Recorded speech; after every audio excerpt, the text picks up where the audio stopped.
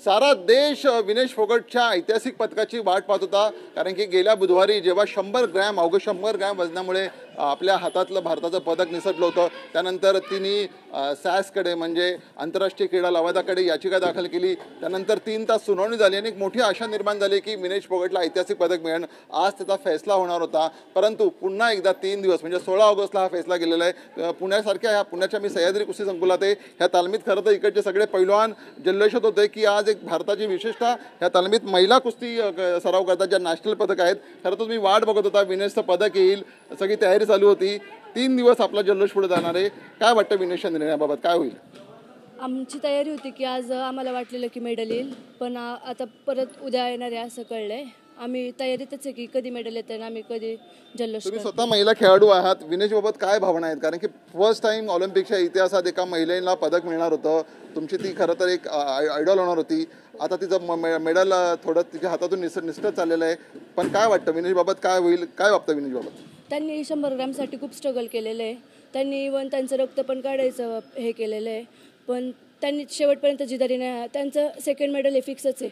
आम्हाला तर वाटत होतं ते फर्स्टच घेऊन येतील, तसं ते फर्स्ट आणू पण शकला होता, पण आता आम्ही सेकंडमध्ये पण खुश आहोत. पण आता त्यांनी तोच रिझल्ट दिला पाहिजे आणि सेकंड तर मिळलंच पाहिजे. हरीश साळवेंनी खूप दमदार अपील केलं होतं की कमीत कमी रौप्य पदक द्यावं, पण हे हा सगळा वजनाचा भाग आहे. तुम्ही पण वजन आहात, तुम्ही पण आज प्रशिक्षक असला तरी एकेकाळी कुस्तीपटू होता.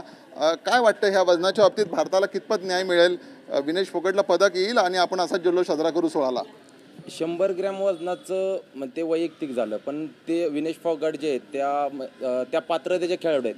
म्हणजे त्यांनी चांगल्या खेळाडूला त्यांनी चांगल्या फरकानं हरवून त्या फायनलपर्यंत पोचल्या होत्या.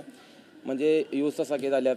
मग ते एक वर्ल्ड रेकॉर्ड म्हणजे चांगली खेळाडू आहे वर्ल्डची. त्या पात्रतेची खेळाडू आहे विनेश फोगट. तिला सिल्वर मेडल कमीत कमी तर भेटायलाच हवं आता.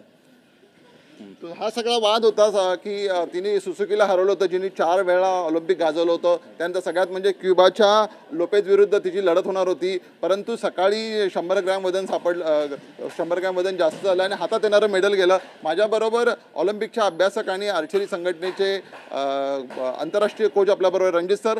ह्या सगळ्या लवादाबाबत तुम्ही बघताय की ह्या लवादाने साहसनी जो निर्णय घेतलेला आहे, खरं तर सगळा देश वाट बघत होता. एक आनंदाची बातमी येणार होती. पुन्हा आपल्याला 3 दिवस वाट बघतात. काय लवादाकडे काय निर्णय असेल? खरं तर थॉमस बाक यांनी नियमांना अधोरेखित केलेलं आहे, तरी पण त्यांनी फार एक छोटीशी अंडरलाईन करून बातमी सांगितली की लवादाचा निर्णय हा आम्हाला मान्य राहील. याचाच अर्थ असा आहे की लवाद हा खेळाडूंना न्याय देण्यासाठी असतो आणि कुठेतरी खेळाडूंच्या पॉझिटिव्ह साईड घेऊन खेळाडूंच्या बाजूनी काहीतरी निर्णय येईल असं अपेक्षित आहे. जेव्हा जेव्हा गोष्ट लवादाकडे गेली आहे तर खेळाडूला संधी द्यायचा किंवा खेळाडूकडे पॉझिटिव्ह बघण्याचा दृष्टिकोन असतो. त्यामुळे मला असं नक्की वाटतं की हे रुपेरी यश विनेशला मिळेल आणि भारताचा आकडा 7 पदकं पार करतील नक्कीच. खरं तर 48 तासात लवादाचा निर्णय व्हावा लागतो. खरं तर लवादाने 2 दिवस त्यांना अधिक अशी मुभा मागितली आणि आज अजून 3 दिवस मागितले. त्यामुळे एक पॉझिटिव्ह वातावरण तयार होते, कारण की एवढा वेळ जातोय. त्यामुळे त्यानिमित्ताने आंतरराष्ट्रीय दबाव पडतोय. स्वतः पंतप्रधान नरेंद्र मोदी असू दे, सचिन तेंडुलकर असू दे किंवा थॉमस बाक असू दे, हा सगळा ही लढाई फक्त आपल्या भारतापुरता मर्यादित नाही आहे, कुस्ती क्षेत्रापुरता मर्यादित नाही आहे. ही एक जागतिक दबाव होते. मला वाटतं जागतिक दबावाची गोड बातमी आपल्याला 16ला नक्कीच मिळेल. देशाचा स्वातंत्र्य दिन जेव्हा संपेल 16 तारखेला, तोच जल्लोष सगळ्या देशभर आपल्याला पाहायला मिळेल. नक्कीच आपण 16 ऑगस्टला जितक्या जोरात 15 ऑगस्ट साजरा करू तितक्याच जोरात 16 ऑगस्टसुद्धा साजरं करू असं मला वाटतं. आणि लवाद नक्कीच पॉझिटिव्ह निर्णय घेईल, कारण जर त्यांना निगेटिव्ह निर्णय द्यायचा असता तर त्यांनी 24 तासात तेव्हाच दिला असता. ज्या अर्थी ते थांबतायत ह्या अर्थी त्या सर्व बाजू बघून करतायत आणि मग मला तरी असं वाटतं की खेळाडूच्या बाजून निर्णय येईल आणि 16 ऑगस्ट हा आपला मोठा दिवस असेल. 16 ऑगस्ट हा विनेश फोगटचा दिवस असेल. पण सगळ्यात महत्त्वाचं म्हणजे महिलांच्यासाठी महिला कुस्तीचा क्रांतिकारक दिवस असू दे. एक महिला कुस्ती म्हणून विनेशचं मेडल आपल्याला मिळणार आहे, आज मिळणार होतं. काय वाटतं विनेशबाबत? विनेश दिदी एक खूप चांगल्या मोठ्या प्लेअर आहे, त्यांच्यामुळे आज आम्ही कुस्तीत बरेचसे प्लेअर ह्यांना बघितलं. जर त्यांना सिल्वर मेडल भेटलं तर आमच्यासाठी ही दिवाळीच असेल.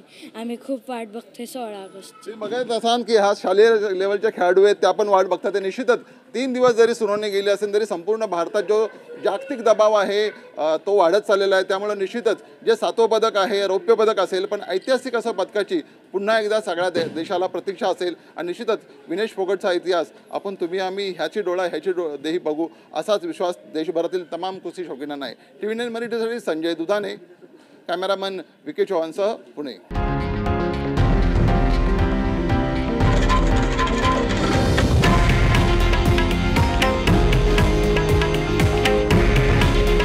हे आहे देशातील नंबर 1 न्यूज नेटवर्क आणि आपण पाहत आहात TV9 मराठी. काळजी तुमची, हित महाराष्ट्राचं.